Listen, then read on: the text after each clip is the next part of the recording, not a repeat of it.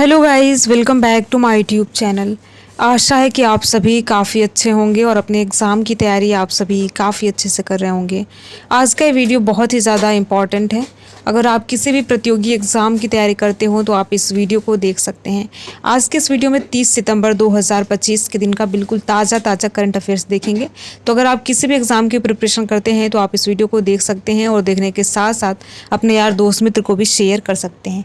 तो चलिए एक बार हम वीडियो का फॉर्मेट देख लेते हैं। पहले इंपॉर्टेंट डे और थीम देखेंगे, इसके बाद नेशनल और इंटरनेशनल अफेयर देखेंगे। अगर खेल जगत से कोई इंपॉर्टेंट प्रश्न है तो उसे भी आज के इस वीडियो में कवर करने वाले हैं। तो कंप्लीट वीडियो आपके लिए बहुत ही ज़्यादा इंपॉर्टेंट रहने वाला है। आप इस वीडियो को अंत तक ज़रूर देखिएगा और देखने के साथ साथ अपने यार दोस्त मित्र को भी शेयर कीजिएगा, ठीक है। तो चलिए पहला प्रश्न है। अगर आपको इस प्रश्न का आंसर पता हो तो आप कमेंट बॉक्स में बता सकते हैं। पहला प्रश्न है, आईसीसी महिला एक दिवसीय विश्व कप 2025 सितंबर 2025 में किस देश में आयोजित किया जाएगा। इसमें आपको बताना है कि एक दिवसीय विश्व कप 2025 किस देश में आयोजित किया जाएगा, ठीक है। पहला ऑप्शन है इंग्लैंड, बी है ऑस्ट्रेलिया, सी है भारत और डी ऑप्शन है दक्षिण अफ्रीका। तो इसका करेक्ट ऑप्शन भारत है, यानी भारत हमारे देश के असम के गुवाहाटी में ये जो एक दिवसीय विश्व कप 2025 है, इसका आयोजन होने वाला है। तो आप सभी ध्यान रखेंगे, सी ऑप्शन सही है, यानी आईसीसी महिला एक दिवसीय विश्व कप 2025 का आयोजन भारत में होने वाला है, ठीक है। भारत और श्रीलंका के मध्य होने वाला है, तो आप याद रखेंगे। और आप याद रख सकते हैं एसोसिएशन क्रिकेट स्टेडियम में इस टूर्नामेंट का जो शुरुआत है होने वाला है। तो इसमें पहले भारत और श्रीलंका आमने सामने होंगे, तो आपको याद रखना है। चलिए आगे बढ़ते हैं। अगला प्रश्न है, सितंबर 2025 में भारत ने किस देश के साथ पहली सीमा पर रेलवे परियोजना स्थापित करने पर सहमति व्यक्त की है। ये प्रश्न बहुत ज़्यादा इंपॉर्टेंट है और ऐसे प्रश्नों को आपको याद रखना है। प्रश्न में ये पूछा गया है कि भारत ने किस देश के साथ पहली सीमा पर रेलवे परियोजना स्थापित करने पर सहमति व्यक्त की है। पहला ऑप्शन है नेपाल, बी है बांग्लादेश, सी है भूटान और डी है म्यांमार। तो इसका सी ऑप्शन सही है, यानी सितंबर 2025 में भारत ने भूटान के साथ अपनी पहली सीमा पार रेलवे परियोजना स्थापित करने पर सहमति व्यक्त की है, जो कि असम के कोकराझार को भूटान के गेलफू से जोड़ने वाली एक 69 मीटर किलो लंबी रेल लाइन होगी। तो आपको याद रखना है ये भूटान के साथ ये परियोजना स्थापित होने जा रहा है। तो आपको याद रखना है सी ऑप्शन सही है, ठीक है। चलिए आगे बढ़ते हैं। अगला प्रश्न देखते हैं। हाल ही में भारतीय रिजर्व बैंक यानी आरबीआई के नए डिप्टी गवर्नर के रूप में किसे नियुक्त किया गया है। इसमें आपको ये बताना है कि भारतीय रिजर्व बैंक के डिप्टी गवर्नर के रूप में किसे नियुक्त किया गया है। पहला ऑप्शन है शक्तिकांत दास, बी है शिरीष चंद्र मुर्मू, सी है माइकल पात्रा और डी ऑप्शन है अरविंद सुब्रमण्यम, ठीक है। तो इसमें सी बी ऑप्शन सही, यानी शिरीष चंद्र मुर्मू जी को 9 अक्टूबर 2025 से शुरू होने वाले 3 वर्षों की अवधि के लिए भारतीय रिजर्व बैंक यानी आरबीआई के नए डिप्टी गवर्नर के रूप में नियुक्त किया गया है। तो आप नाम याद रखेंगे, बहुत ज़्यादा इंपॉर्टेंट प्रश्न है और ऐसे प्रश्न एग्जाम में पूछ लिया जाता है कि शिरीष चंद्र मुर्मू इन्हें आरबीआई का नया डिप्टी गवर्नर नियुक्त किया गया है, ठीक है। तो बी ऑप्शन सही है। चलिए आगे बढ़ते हैं। अगला प्रश्न देखते हैं। हाल ही में कुनो राष्ट्रीय उद्यान में भारत में जन्मी पहली वयस्क मादा चीता का नाम क्या है। इसमें आपको ये बताना है भारत में जन्मी पहली वयस्क मादा चीता का नाम आप सभी को बताना है, यानी चीती का नाम बताना है, ठीक है। पहला ऑप्शन है ज्वाला, बी है मुखी, सी है आशा और डी ऑप्शन है धीरा। तो आप सभी को याद रखना है मुखी जो है भारत में जन्मी पहली वयस्क मादा चीता का नाम है मुखी, ठीक है। तो कुनो राष्ट्रीय उद्यान में भारत में जन्मी पहली वयस्क मादा चीता का नाम मुखी है। मुखी का जो जन्म हुआ है 29 मार्च 2023 को इसने अपना जन्म लिया था और 30 सितंबर 2025 को वह वयस्कता तक पहुंच गई है। तो आप याद रखेंगे भारत में जन्मी पहली वयस्क मादा चीता का नाम मुखी है। तो बी ऑप्शन सही है और ये बेटी है ज्वाला का, ठीक है। तो आप याद रखेंगे, ऐसे प्रश्न एग्जाम में पूछ लिए जाते हैं।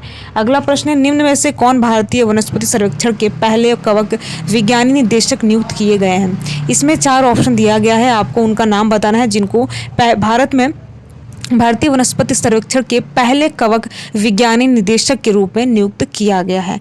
पहला ऑप्शन है अनिकेत जैन, बी है सुमित गुप्ता, सी है नरेंद्र तोमर और डी ऑप्शन है कड़ाद दास, ठीक है। तो आपको याद रखना है कि डॉक्टर कड़ाद दास जो कि इन्हें 25 सितंबर 2025 को नियुक्त किया गया है भारतीय वनस्पति सर्वेक्षण यानी बीएसआई के पहले कवक विज्ञानी निदेशक के रूप में डॉक्टर कड़ाद दास को नियुक्त किया गया है, ठीक है। तो ये कड़ाद वर्गीकरण विशेषज्ञ हैं और ये पहले भारतीय भारतीय ये पहले कवक विशेषज्ञ हैं जो इस प्रतिष्ठित संस्थान का नेतृत्व करेंगे। तो आपको इनका नाम याद रखना है, कड़ाद दास। ठीक है, चलिए आगे बढ़ते हैं। निम्न में से किस शहर में भारत के पहले केंद्रीय ऊतक बैंक का उद्घाटन किया गया है? इसमें आपको ये बताना है कि कौन सा वो भारत का पहला शहर है जिसमें केंद्रीय ऊतक बैंक का उद्घाटन किया गया है। पहला ऑप्शन है पटना, बी है मुंबई, सी है दिल्ली और यहाँ पर डी ऑप्शन है भोपाल। तो भारत का पहला केंद्रीय ऊतक बैंक दिल्ली के मौलाना आजाद संत चिकित्सा विज्ञान संस्थान में स्थापित किया गया है। तो आपको याद रखना है कि कौन सा शहर है, तो दिल्ली है। इस केंद्र का उद्घाटन दिल्ली सरकार के स्वास्थ्य मंत्री डॉक्टर पंकज कुमार सिंह ने किया है। तो बहुत ज़्यादा इंपॉर्टेंट प्रश्न है, आपको याद रखना है। ठीक है, तो इसका सी ऑप्शन सही है। भारत के पहले केंद्रीय ऊतक बैंक का उद्घाटन दिल्ली में हुआ है। ठीक है, चलिए आगे बढ़ते हैं, अगला प्रश्न देखते हैं। भारत में चर्चा में रहे प्रतिष्ठित MiG-21 लड़ाकू विमान को निम्न में से किस देश ने खरीदा है? किस देश से खरीदा है? यानी कि ये प्रश्न में ये पूछा गया है कि भारत ने MiG-21 लड़ाकू विमान को किस देश से खरीदा।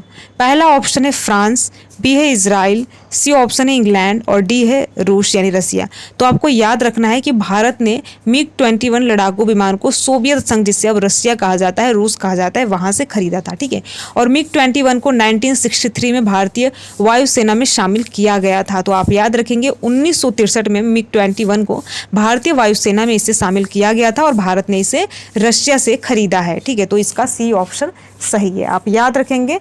डी ऑप्शन सही है, रसिया यानी रूस। चलिए आगे बढ़ते हैं और इस वीडियो का आखिरी प्रश्न और बहुत ही ज़्यादा इंपॉर्टेंट प्रश्न देखते हैं। निम्न में से किस संस्थान को भारत ने संयुक्त राष्ट्र AI उत्कृष्टता केंद्र के रूप में नामित किया है?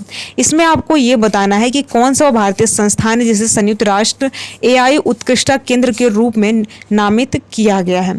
पहला ऑप्शन है IIT मद्रास, बी ऑप्शन है दिल्ली विश्वविद्यालय, सी है IIT कानपुर, डी ऑप्शन है एम्स दिल्ली। तो आपको याद रखना है, बहुत ज़्यादा इंपॉर्टेंट प्रश्न है और ऐसे प्रश्न देखिए एग्जाम में पूछ लिए जाते हैं, इसलिए आपको याद रखना है। ठीक है, तो यहाँ पर देखिए भारत ने कृत्रिम बुद्धिमत्ता यानी AI के क्षेत्र में पहली वैश्विक भूमिका को मजबूत करते हुए भारतीय प्रौद्योगिकी संस्थान मद्रास को संयुक्त राष्ट्र centre of excellence for AI के रूप में नामित किया है। तो आप याद रखेंगे ये है आपका IIT मद्रास। ठीक है, ऊपर वाली जो लाइन है पहले वाले प्रश्न का यहाँ पर लिया गया है, जो गलती से आ गया है, तो आप सभी ध्यान देंगे। ठीक है, तो भारत ने संयुक्त राष्ट्र AI उत्कृष्टता के रूप में IIT मद्रास को नामित किया है। तो आप याद रखेंगे ए ऑप्शन सही है। ठीक है, ए ऑप्शन सही है।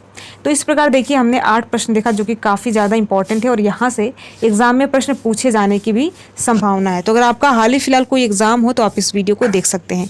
वीडियो कैसा लगा कमेंट बॉक्स में बता सकते हैं। अगर आप वीडियो में किसी भी प्रकार का कोई सुधार चाहते हैं तो कमेंट बॉक्स में बता सकते हैं। वीडियो में लास्ट तक बने रहने के लिए आप सभी का बहुत बहुत धन्यवाद। अगर आपको ये वीडियो अच्छा लगा हो तो वीडियो को आप लाइक कर सकते हैं और लाइक करने के साथ साथ अपने यार दोस्त मित्र को भी शेयर कर सकते हैं। Thank you.